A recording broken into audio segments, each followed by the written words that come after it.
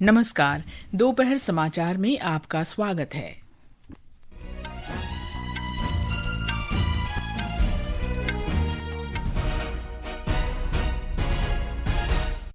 प्रधानमंत्री नरेंद्र मोदी ने उपराष्ट्रपति जगदीप धनखड़ के बेहतर स्वास्थ्य की कामना की।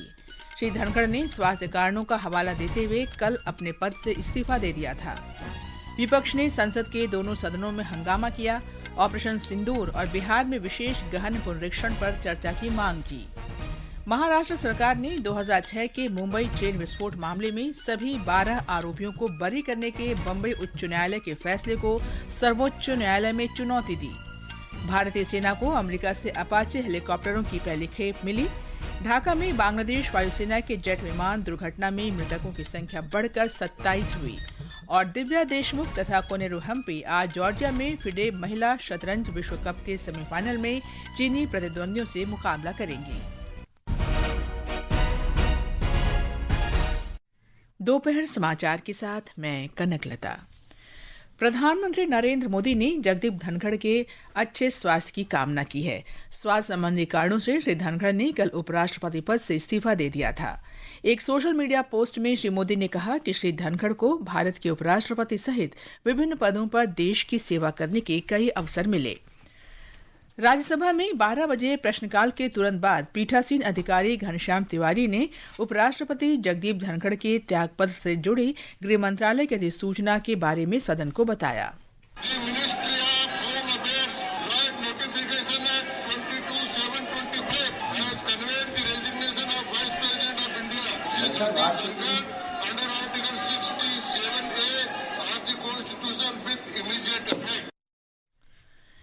इससे पहले सुबह सदन की कार्यवाही के दौरान उपसभापति हरवंश ने बताया कि उपराष्ट्रपति कार्यालय में रिक्ति से जुड़ी आगे की संवैधानिक प्रक्रिया के बारे में जानकारी मिलने पर बताया जाएगा।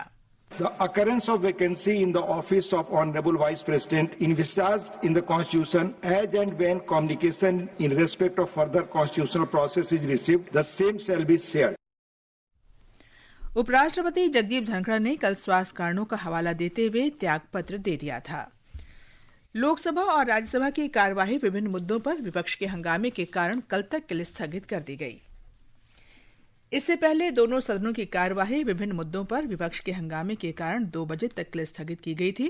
पहले स्थगन के बाद दोपहर 12 बजे लोकसभा की कार्यवाही शुरू होने पर विपक्षी सदस्यों ने ऑपरेशन सिंदूर और बिहार में विशेष गहन पुनरीक्षण तथा अन्य मुद्दों पर चर्चा की मांग को लेकर नारेबाजी शुरू कर दी। नारेबाजी करते हुए वे सदन के बीचों बीच आ गए। उस समय पीठासीन अधिकारी भाजपा सांसद जगदम्बिका पाल ने विपक्षी सांसदों से सदन को चलने देने की अपील की, लेकिन हंगामा जारी रहा। आग्रह करता इसको सदन को फिर मजबूर कर रहे हैं कि हम सदन को स्थगित करें। आपसे आज भी आग्रह है कि आप इस सदन को मैं चलाना चाहता हूं। संसदीय कार्य राज्य मंत्री अर्जुन राम मेघवाल ने भी सदन के सुचारू संचालन में विपक्ष से सहयोग का आग्रह किया। इससे पहले लोकसभा की कार्यवाही 11 बजे शुरू होने पर विपक्षी सदस्यों ने हंगामा किया। लोकसभा अध्यक्ष ओम बिरला ने कहा कि प्रश्नकाल में कृषि और किसानों से जुड़े प्रश्न उठाए जा रहे हैं, इसलिए विपक्ष से प्रश्नकाल चलने देने की अपील की। मेरा आप सबसे आग्रह है, अपनी अपनी सीट पर जाएं, बैठें और किसानों के महत्वपूर्ण मुद्दों पर चर्चा करें, ताकि हम देश के किसान के कल्याण के विषय पर व्यापक चर्चा सदन में कर सकें। विपक्षी सदस्यों का विरोध जारी रहने के बीच लोकसभा अध्यक्ष ने सदन की कार्यवाही 12 बजे तक के लिए स्थगित कर दी।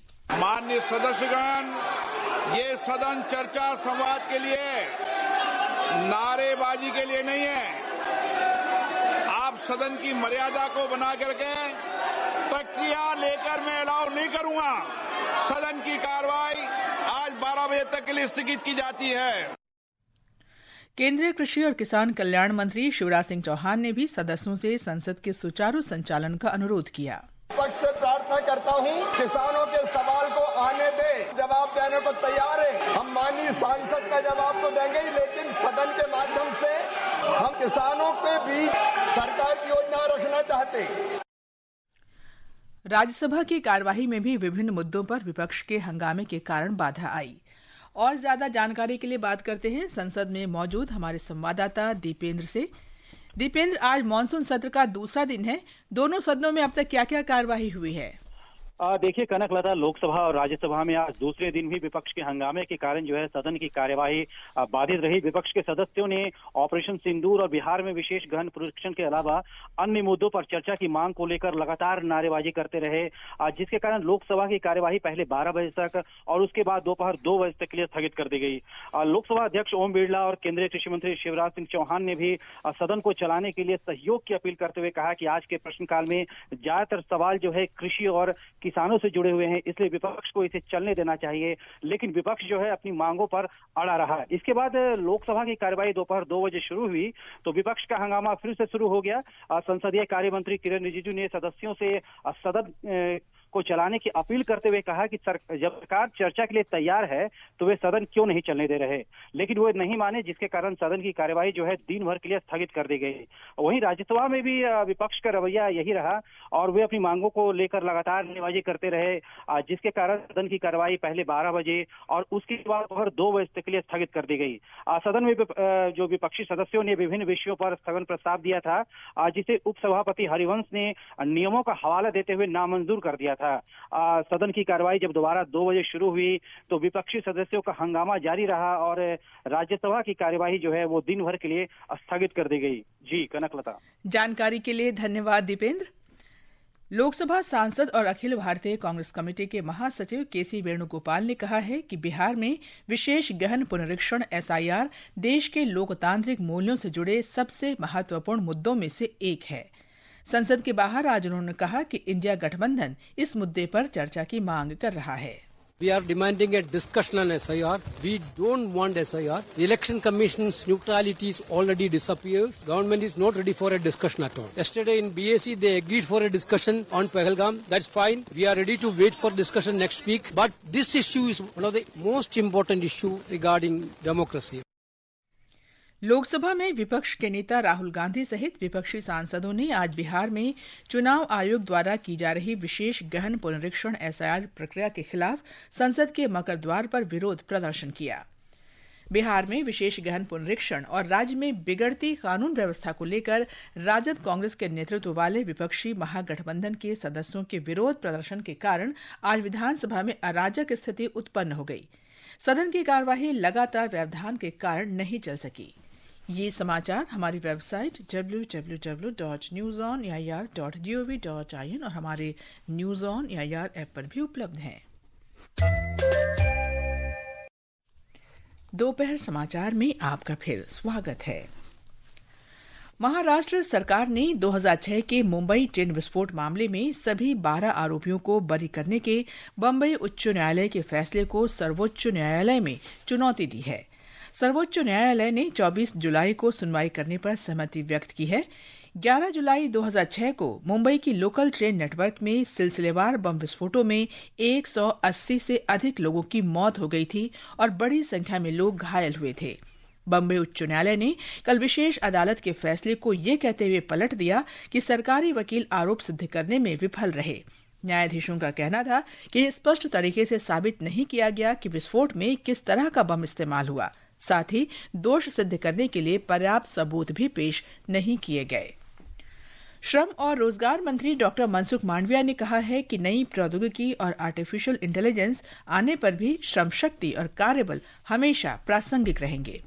नई दिल्ली में आज 30वें वैश्विक औद्योगिक संबंध सम्मेलन को संबोधित करते हुए डॉक्टर मांडविया ने कहा कि कर्मचारियों के कल्याण के लिए उद्योगों, संघों और सरकार के बीच सहयोग महत्वपूर्ण है। उन्होंने कहा कि भारतीय रिजर्व बैंक के आंकड़ों के अनुसार पिछले दशक में 17 करोड़ रोजगार के अवसर पैदा हुए और कर्मचारी भविष्य निधि संगठन में लगभग 16 करोड़ नए पंजीकरण हुए हैं। प्रसार भारती के मुख्य कार्यकारी अधिकारी और Asia Pacific institute for broadcasting development general conference के अध्यक्ष गौरव द्विवेदी ने कहा है कि प्रसार भारती भविष्य की जरूरतों को पूरा करने के लिए समाचार कक्ष में आर्टिफिशियल इंटेलिजेंस से संचालित समाधानों का परीक्षण कर रहा है। श्री द्विवेदी ने ये बात कंबोडिया के सियम रीप में 20वें एशियाई मीडिया सम्मेलन के उद्घाटन सत्र में कही। AI-powered tools and the digital newsroom masterclass, I believe will equip our teams with the latest skills in digital journalism, data storytelling, and ethical reporting. As the media landscape evolves, the principle of universal access remains at the heart of public service broadcasting. In India, our Swedish platform has brought free, high-quality television content. Shri Dwivedi ने कहा कि सार्वभौमिक पहुंच का सिद्धांत भारत में लोक सेवा प्रसारण के केंद्र बिंदु में है। भारतीय अंतरिक्ष अनुसंधान संगठन इसरो इस महीने की 30 तारीख को शाम 4:40 पर श्रीहरिकोटा से निसार भू अवलोकन उपग्रह का प्रक्षेपण करेगा। एक रिपोर्ट।